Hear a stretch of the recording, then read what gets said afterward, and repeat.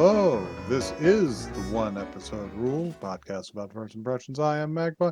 I haven't watched anything since rerun. Not a damn thing. That's a lie. You've watched a little more of live action One Piece. Yeah, what's the operative word in that? So then it kind of counts because it's based on an anime. It's based on an anime. It's close. It's also the only thing I've watched, so. It's just like, watching a Japanese coffee commercial is watching Twin Peaks. It's based? Hi, I'm Joey. I've also done bad. What's up? What's up, everyone? I need to get on Moro Hidoro. I think that's it. That's true. Or maybe some shit like whatever the fuck it was, Odd Taxi. But oh yeah. But yeah, I haven't done anything. Have you done anything at all? Been tormented by work. That's all. You want some news? Yeah, let's have some news. I got good news this time. Ooh. It's time for inexplicable tie-in merchandise. Okay. 10 new One Piece X NBA Master Stars piece figures revealed at NBA House Japan.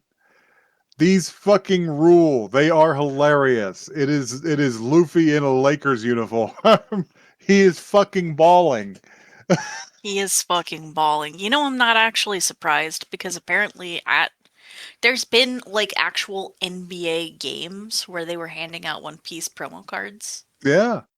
So like this is a these all look very high quality and they're inherently funny. They are. This is a well-established crossover, in my opinion. The initial offering is going to be Roro Nora Zorro for the Boston Celtics, Law for the Golden State Warriors. I don't remember this guy. That's NL.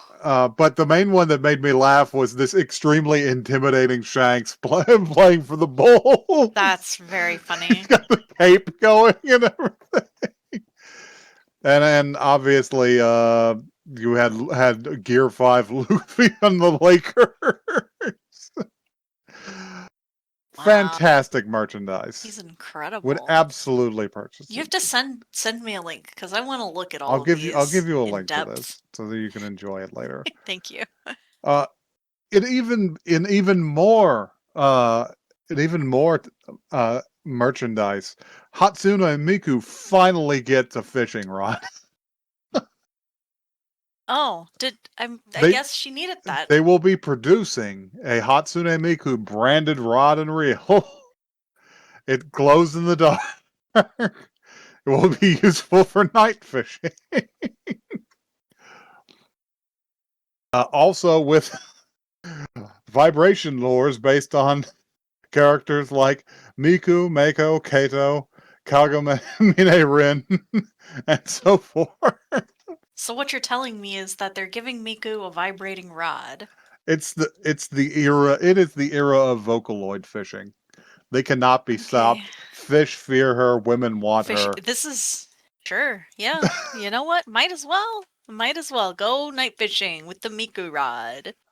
I would purchase the Miku rod. It's only going to come out to be like $65 total with the rod and reel. That's not bad. All things is that the special fancy vibrating reel? No. Those are the lures. Those are lures. I can't. But, I've been fishing.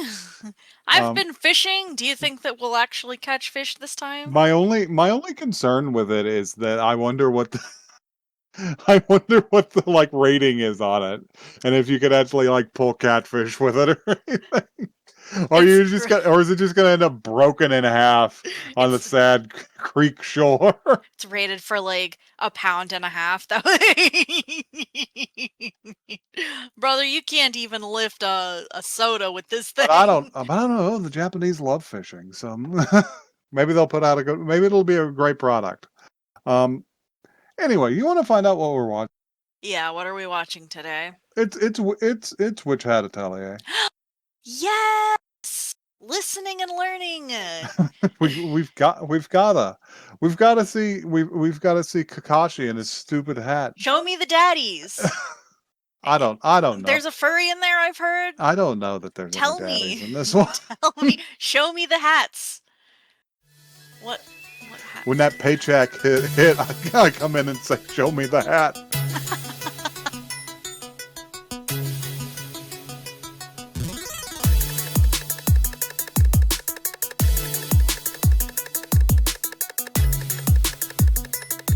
I could not be trusted with the power of magic.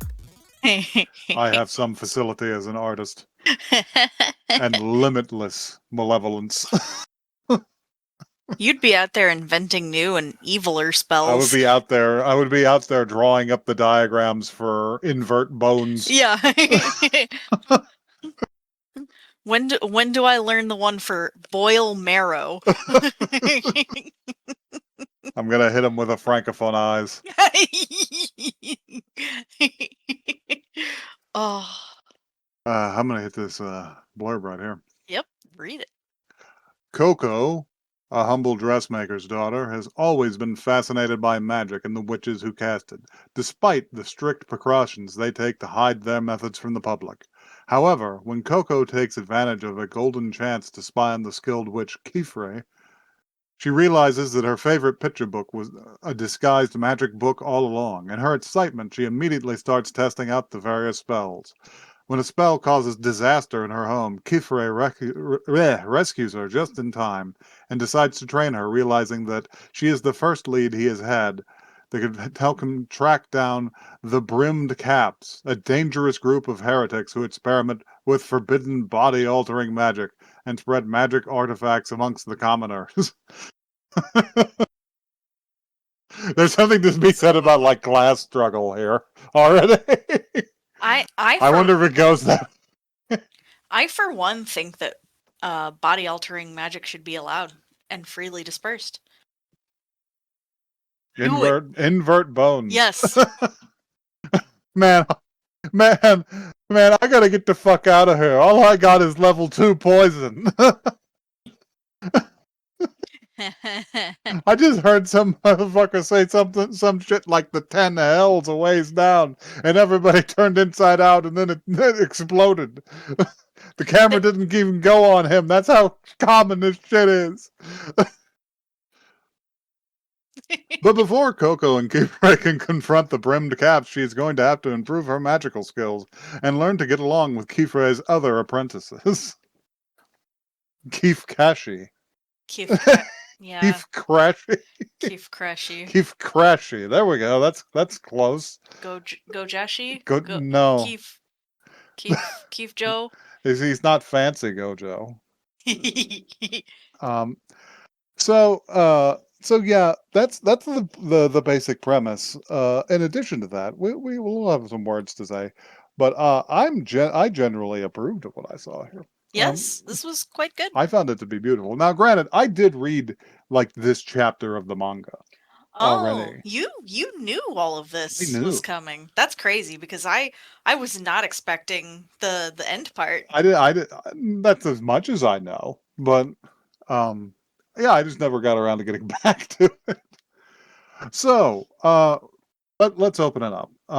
At the beginning of this show, there is a slight monologue. It's just like, hey, is an athlete from birth? Is an astronaut born to be an astronaut?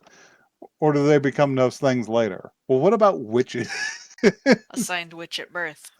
And then we go and meet Coco. Coco loves magic. And this is probably influenced by the fact that she just lives immediately near a miraculous magic spring that has no explanation in the story.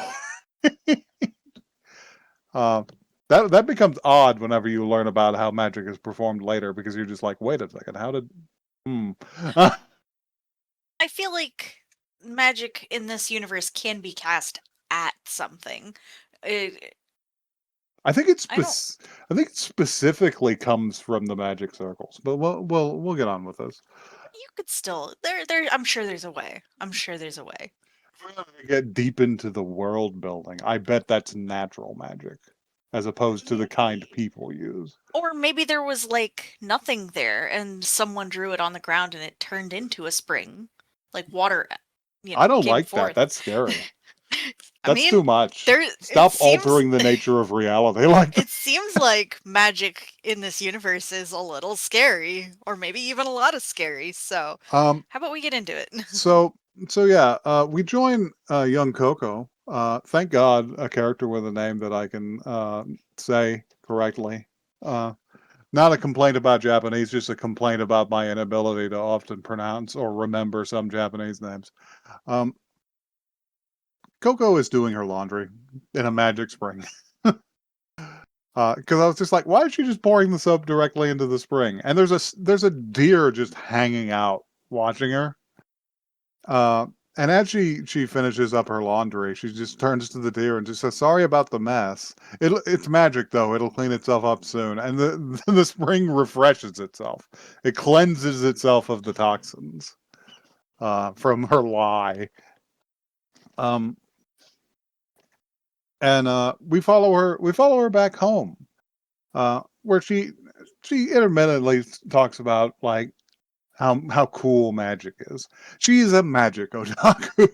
Yeah, she is. She's a little nerd whose special interest is spells, um, and uh, and she lives in a little town where nothing of that nature happens. And her hope to become a witch one day is doomed because she was not born. Well, that's what they say. um, That's what they're telling people.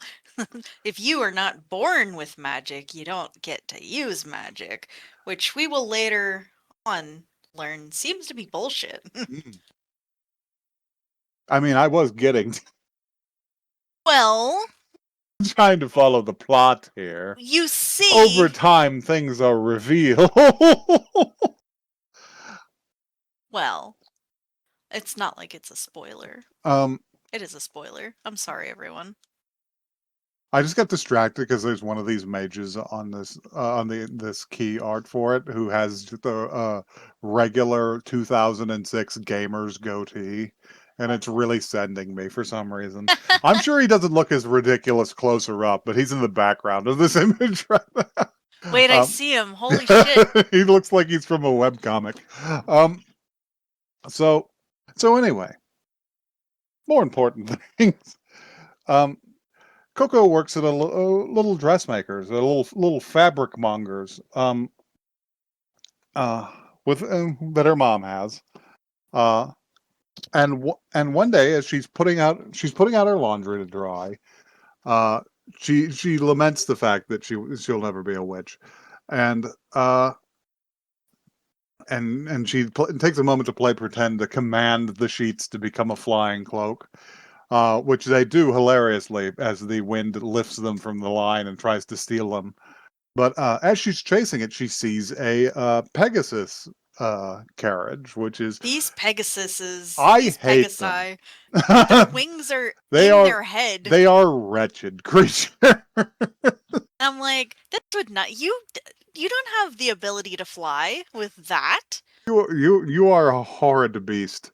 Um, but yeah, it's a Pegasus carriage, a magical artifact. I assume the Pegasi themselves are natural creatures in this world, which is Hard to distressing. say. Um, Hard to say. because the alternative is worse, is that something made them. uh, They might have been made because they made them way they're out there abusing horses. well, I'm saying because later events in the story, which I will not spoil because you already yelled at me for that. Oh, I didn't yell at you. You yelled at me. Come now. Anyway, aside from the Pegasi, um, Coco's very excited to see this because, as we have said, she is a witch otaku.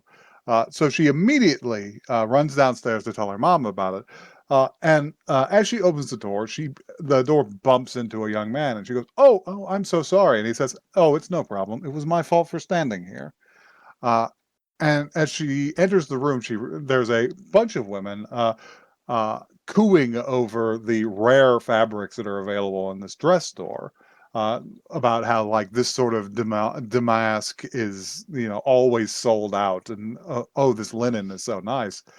Uh, and it's the people who came in the carriage, and she's just like, oh, that's really fascinating.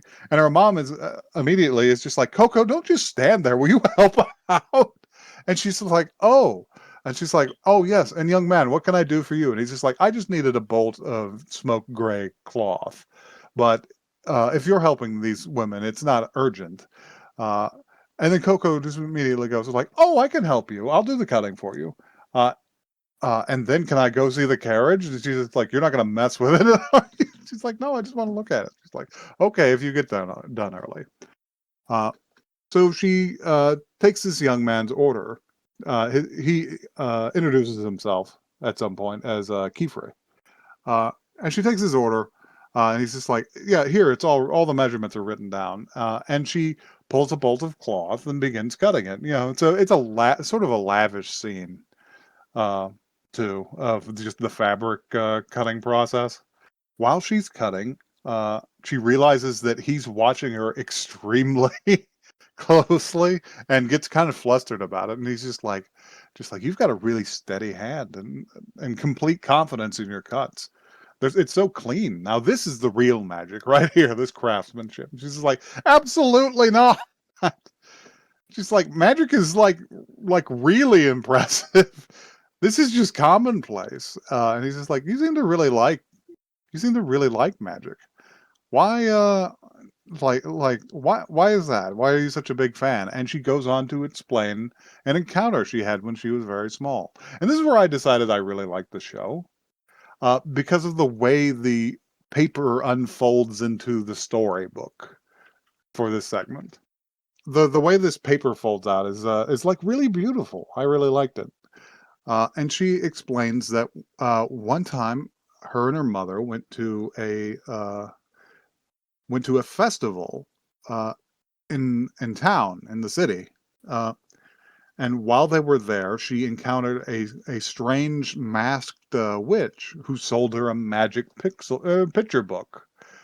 She explained the nature of magic to her. She's like, because she was a tiny child. She was like 6, and she's just like, carriages in the sky or springs that renew themselves or stones that light up under your feet. All of this is magic. And it's just like, oh, okay. She's like really selling the idea of magic to a small child. And it's just like, here, take this picture book, and this wand comes free with it.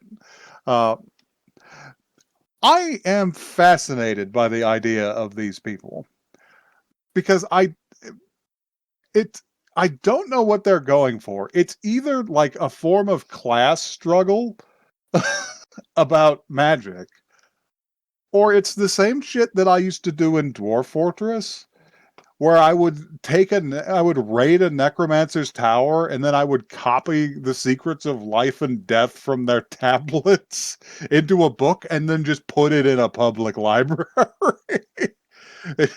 It's just like random and chaotic evil.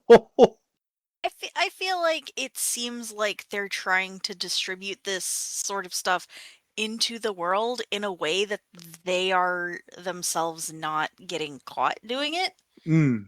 Yeah, because it is noted later that the book is full of like forbidden magic, but uh, but yeah, and she immediately she takes it she buys it from her for I'm sure a ridiculously low price, because Like she five returns to her dollars mother, maybe. and her mother was just like, I thought you were going to get like breaded cherries or something like that. Yeah, she got it for the price The of price a of dessert. street Yeah. food. And she's just like, no, I got this. And she's like, one day I'll become one of the witches that enlivens the world. And her mom's just like, you can't. She's like, what do you mean? It's just like, well, you're either born with it or you're not. And she's just like, but look, the stones light up whenever I step on them. She's just like, you know what? Maybe if they light up all the way home, you'll be able to use magic. And of course they don't, because it was the stones in town had been enchanted for the festival. Yeah, they're like they get partway home and she's looking at the She's just ground looking and at the dirt, crying. and it's and it's dark. And when they come back, Kiefer is just like, "Oh, well, that does make sense." uh, and they're interrupted. They're interrupted by the sound of a crash, of a disturbance outside, and they all step outside to see that the Pegasus carriage from earlier is on its side on the ground. This Uh, is what makes me suspicious because I didn't see the Pegasi anymore. I did see the Pegasi. No, there was a man wrangling them. Oh, where I must have completely Yeah, during missed this that. scene, they were loosed from their from their harnesses, and there was a guy Okay. just like, "Whoa!" I assume I hope the driver. I hope not just a random man from town, because that's too much to put on like old Bill the farmer. Yeah, so no what I thought was that there was an explosion noise and then the horses were just gone. And They I was like, died. "Oh, they exploded." They were No. they were obliterated. No, um, which would no that would make the version of events that happen here really funny, because because your horse explodes and then a man offers to fix it. Yeah, exactly. That's what I thought. I thought he's summoning some new horses. Um, but yeah, Coco runs up to like investigate, and what turns out to have happened is two of the village boys were curious about the carriage, and one of them crawled under it and knocked his head, and the thing fell over. Uh, How? how? Is it light as a feather? Is Uh, that what we're getting at? I think what I'll explain what I think happens after the reveal here in a moment, but yeah, he knocked it over, and there's a slab that's fallen out of it. Uh, and everybody's scunched about this, especially the women who have no way to get home. Yeah, Coco's mom has the village boys by like the ears and is making them bow, and it's just like, we're so sorry for all the trouble they cause, and it's just like, well, like apologizing isn't going to change anything. We can't go home. And then Kiefer interjects, and he says, "May I help?"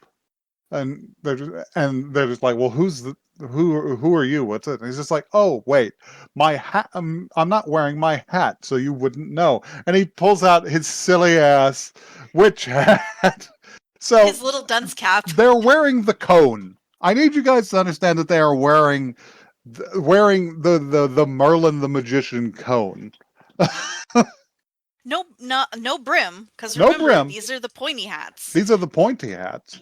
Um, Yeah, so yeah, it's the Merlin look. Not the VV look. And he places it on top of it, and they go, "Oh, you are a magician. I see." And the girls are very happy to have his help, and he's just like, "This the damage isn't too bad with this. It would just take a moment." Uh, Doing it outside though, and Coco immediately just goes, "You could use our workshop." Her mom is like, "Hey, wait a second." But the scene proceeds, and she's just like, "Now now's my chance. I can finally see like the moment the spell is cast. I can see how it's done."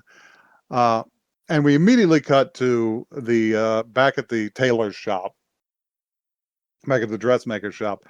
She's sitting outside the front door because Kiefer asked her to keep everyone out, and she's just like, "I guess it isn't that easy." And she like immediately there's trouble because he's in there working, and she notices like the two village boys from before are just like gonna climb up the back of her house and peek in the window, and she's just like, "What are you guys doing?" And they're just like like, hush, just like, We want to "Stuff it, see. Coco, we want to see." And she climbs up there, and she's like, "Well, at least make room." And and they go to open the outside shutters on the window and realize that the curtains on the inside are closed. Pretty funny. And they're just like, "Oh man." And the boys like slide down and go home, because it's just like they had Completely. exactly like one trick and it didn't work, so they're bored. Yeah. But They completely give up immediately and leave, and she's like, "Wait a minute, I but can go she's like more inside." driven about it. So she steps. She remembers she's got a hatch on her roof because they hang their laundry to dry like on a little balcony coming off the side that's only accessible through a roof hatch. Uh, so she scrambles up there and into the hatch and thus into the house. Uh, Meanwhile, picking up the old her old uh, magic picture book and goes to peek on what Kiefer is doing because she really shouldn't, but she has to now. And as she looks down, she realizes that he has the slab, the wheel of this thing, uh, on the floor, and he's drawing on it with a pen. He's drawing very precise geometric lines all over it uh, until he finally finishes it up and closes the circle. And she sees like the thrum of magic in it, and she's just like, "Oh, I see. Spells aren't something you cast; they're something you draw. I understand now." Uh, and And and then he's basically done with the spell, and she realizes that she has to get back she to has her to be at the post. front door. So yeah, whenever he opens the door to tell him all that he's finished, she's like covered in dirt and panting. She's just like, "Did you do it?" He sees them off. He sets their carriage aright and sees them off. And while Coco and her mother are watching them all walk away, she's just like, I'm glad, I almost thought that you were going to ask to leave with that witch." And she's just like, I would, because I lost your father, and I don't think I could go go on if I was alone. I was like, "Oh God!" Um, and Coco's like very nice about it. She's just like, "No, I would never leave you," because she doesn't intend to. I assumed if she was even going to attempt to become a witch on her own, she would do it right there at home. Yeah, she is going to be sneaky and play with Play with forces she doesn't yeah. understand, but she's Yeah. going to do it right there at home. Right in her house. It's It's fine. like whenever your parents offer you a beer because they'd rather you do it with them. It's basically as if this guy handed a small child a hand grenade. A loaded gun Yeah, exactly. and said, "Do crimes." Um, Didn't say do crimes, just said, "Here, this is a silly little toy." um, because yeah, later that night she realizes it's just like, if casting spells is drawing spells, then that wasn't really a wand, was it? Because it had a little orb full of a little purple glass orb on one end, and she's just like, I wonder if, and she pulls at one end of it and realizes that there's a pen nib under it. So she unscrews the orb, and lo and behold, it's full of purple ink. Here's my thing is, that ink would have dried up. I guess it could be magic Not ink. necessarily, especially if it's magic ink. Yeah. But ink wouldn't necessarily have dried up if it was screwed If it on was real tight. well sealed. Yeah, I guess. I Yeah. guess. But yeah, like all you need for magic is ink and a design. Um, so what I think happened to the carriage earlier, I think when the kid crawled under it and bumped his head on it, he broke the circle. Yeah. It's it's a like it's a miracle it didn't fall on him and crush him to death, True. which would have made it a lot more depressing. But anyway, she starts experimenting with drawing sigils because she saw like what Kiefer did. So she looks through her book and realizes that there's a bunch of very simple magic sigils in like the corners and stuff. So she starts experimenting. And her first experiments are very crudely drawn, but as she but she does finish them up, and then it doesn't do anything, and she's just like, oh, why didn't it activate? And she she sort of looks down in despair, and while she does, ink gathers on the end of the pen, uh, and a cool night breeze blows it off, and the blot of ink seals the circle, because that was why. It has to be a circle. It has to be finished. And it produces a bunch of sparkles, like tiny fireworks. So she Huh. spends all night tinkering with these. She creates a fire at one point. I was like, oh no, not the fire Not the spell. fire spell. And speaking of the fire spell, we have to rejoin Qifkashi, because he's just out in the woods, sleeping on the ground. Dude, you are a wizard. He's sleeping on the ground with the fire spell, like creating his nighttime warmth, but with very little other camping gear. It's all he wants in this world. All he wants in this world. They're jealous of how little it takes to make us happy. Just a spell book in a bare room. But as he's laying there thinking about it, he's just like, a magic picture book. It bothers me. Like, what could that be? And we cut back to Coco, and Coco has tried all sorts of things, and she has already learned a lot during her experimentation. She's learned that smaller ones are less powerful than big ones, and sloppy ones don't last as long as well-drawn ones. But it's hard to draw one that's large and neat. Until she comes to the conclusion, is just like, oh, this paper is slightly translucent. What if I traced one out of the book? And she finds a very large, elaborate spell in the book. This one is crazy looking. And begins to trace it relatively quickly.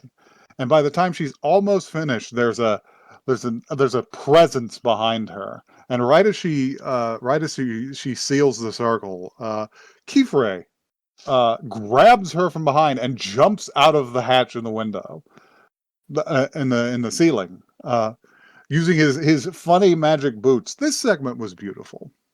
I like his enchanted items. Yeah, this is that, awesome. That help him through the way, because yeah, he has like magic jump boots or hover boots. I'm not sure which. That pulse whenever he thrusts his legs out. He's just like, what did you do? And he turns around and he's just like, what did you draw? Because yeah, the spell that she drew is rapidly transforming her house into a gigantic mass of glowing crystal.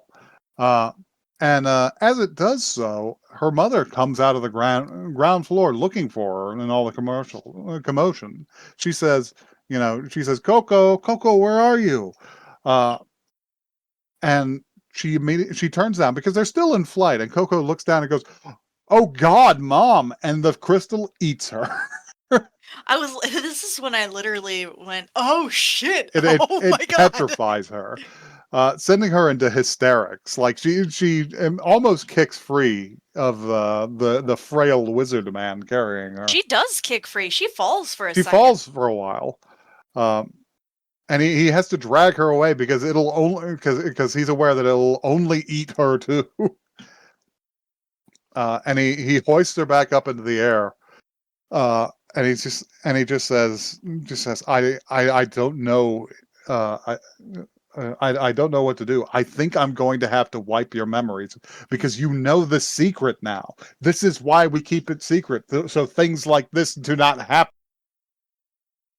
She's like, but my mom. She's just like, but my mother. Like, I know the book by heart, and if you take my memories away, there'll be no way to save her. I won't be able to reverse the spell. And he says to himself, it's just like, wait a second. If she knows the tome by heart, that's the only lead I've ever found to find these brimmed hats. And he thinks for a moment. He just says, "You say you know it by heart. You know the diagram that you used. You know what page it was on." She's like, I remember it exactly. She's like, if you want a chance at saving your mom, you're going to have to be one of the ones who knows the secret. You're going to have to keep the secret. Can you do that? She's just like, yeah, of course I can. He's just like, well, From now on, you're going to train to be a witch. It's witch time, baby. It's witch time, baby. And then right beside the subtitles, because it's the end of the show, they started the credits early with one of the production companies, and one of the production companies is just Bug Films. I think that might be the main one. Is it the main animation house?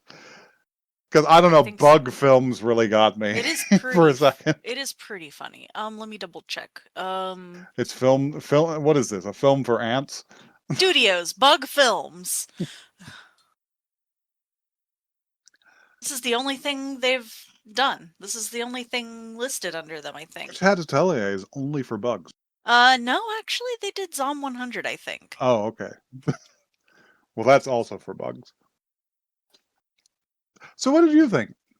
This was gorgeous. I really liked this, actually. I enjoyed basically everything about this. Yeah, I could see myself watching more of this. It's very cool. I quite like it.